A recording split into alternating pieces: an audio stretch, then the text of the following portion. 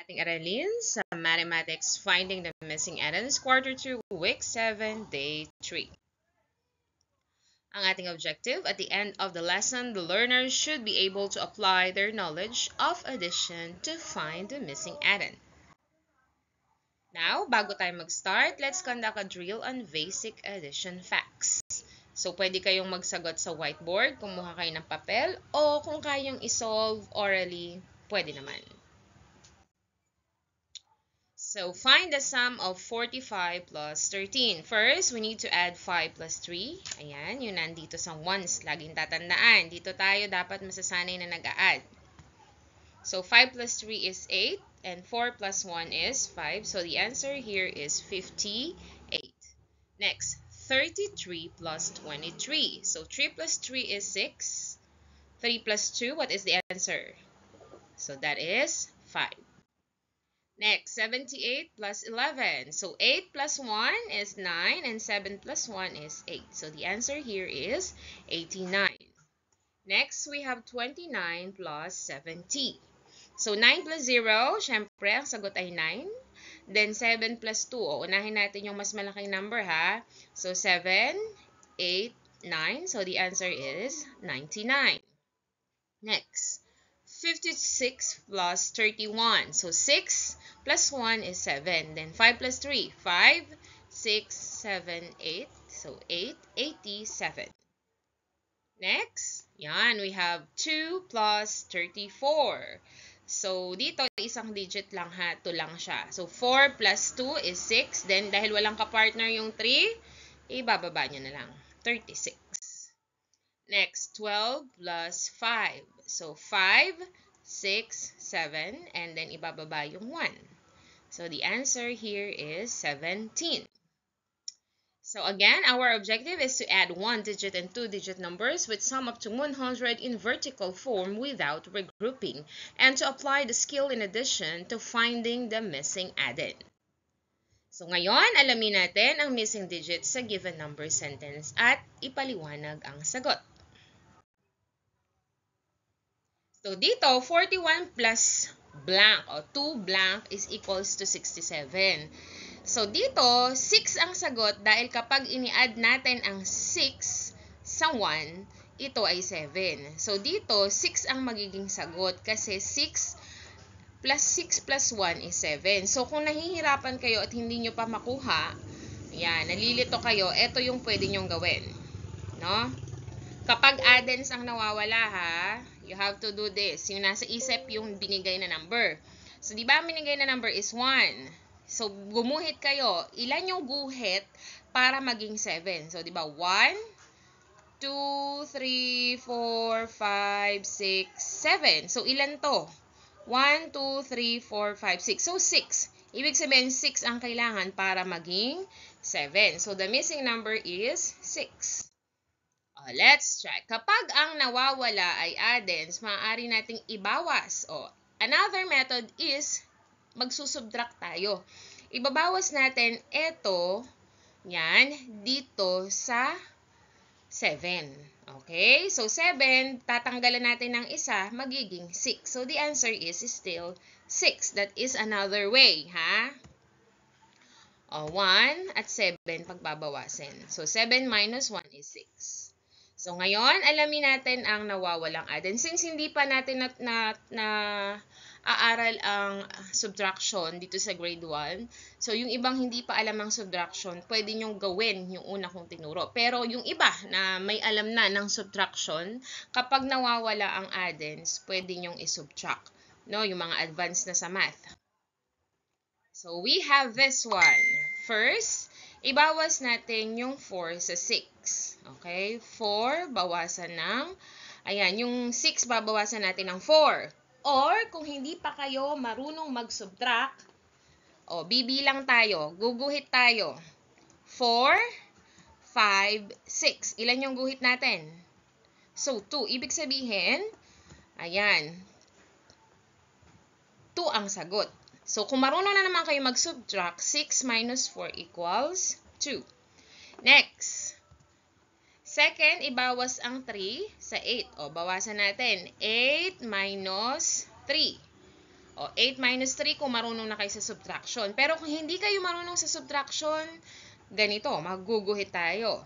3, 4, 5, 6, 7, 8. Ilan yung ginuhit natin para maging 8? 1, 2, 3, 4, 5. So, ibig sabihin, 5 ang nawawala. Okay? Let's try another. Okay, so ito yung sinabi ko kanina. Maaaring ilagay sa isip ang isang addends at bilangan sa kamay kung ilan pa ang kailangan upang mabuo ang sum. Yan, okay. So, 4, 5, 6. O, ilan to? 2. Ibig sabihin, 2 ang kailangan natin. Then, next, ilan ang kailangan para maging 8? So, 3, 4, 5, 6, 7, 8. So, ilan to? 5. So, 5. Okay?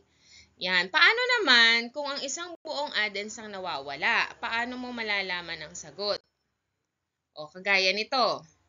Yung nasa baba, lahat ng addends wala. So, ganun lang din yon. 6.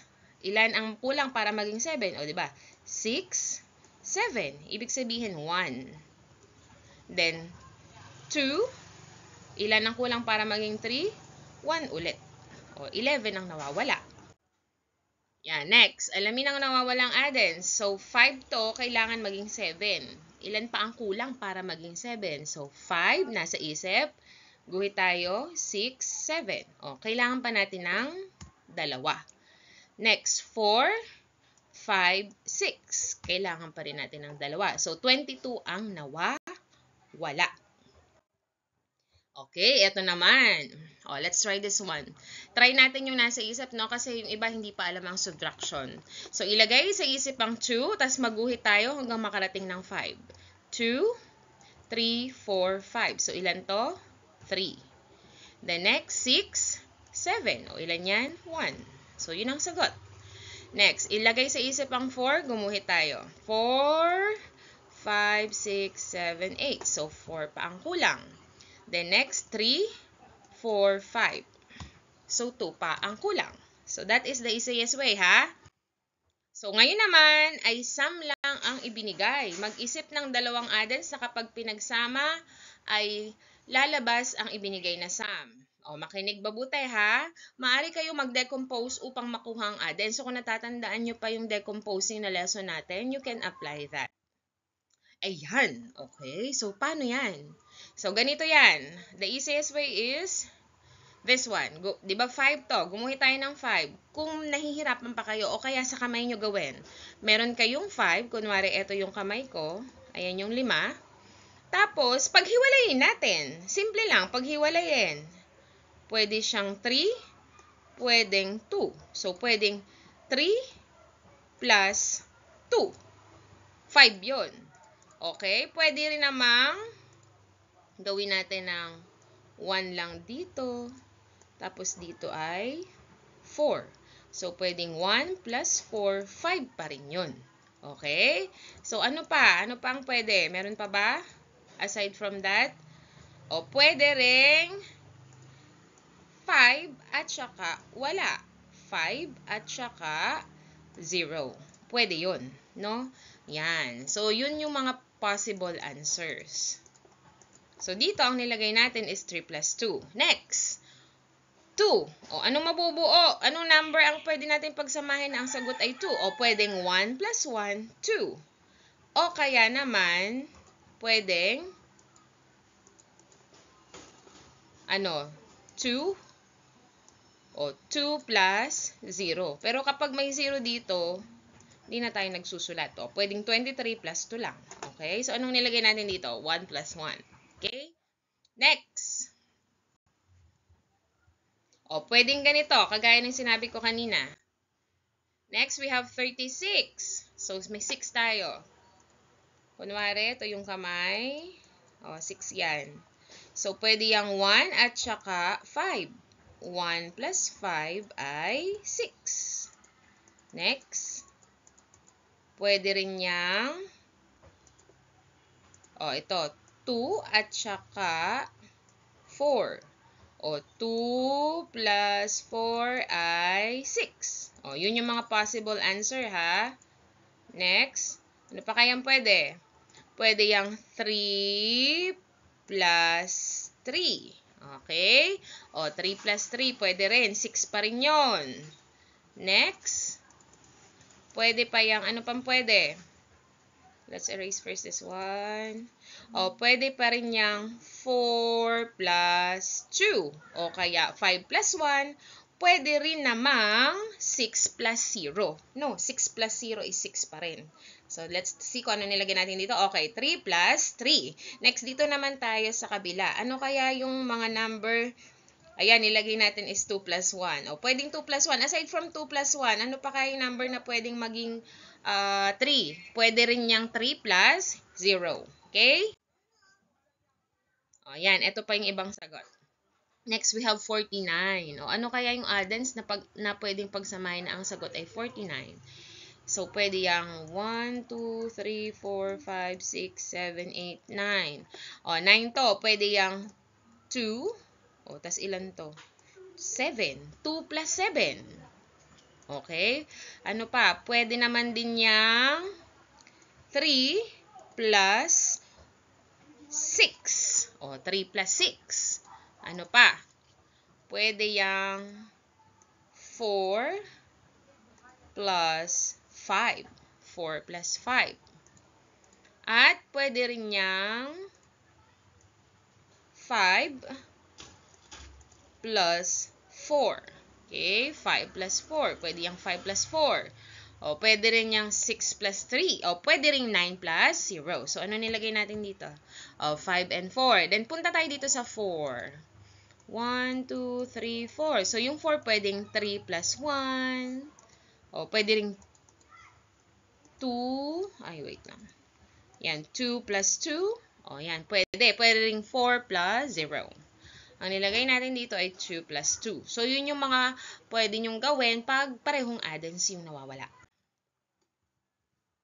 O, yan pa yung isang pwedeng sagot. Ito pa yung isa. Yung sinabi ko kanina.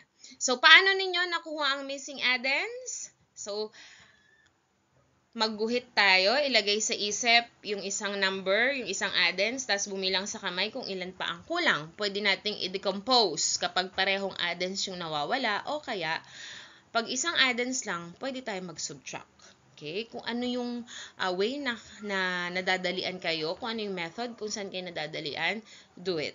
Okay? So, for your activity, answer this worksheet. Yan. So, lahat yan nawawala ang addends. Kung saan kayong method na dadalian, yun yung gawin nyo. If nalilito, ulitin yung video. So, that would be all. Thank you. So, hanggang sa muli. Paalam!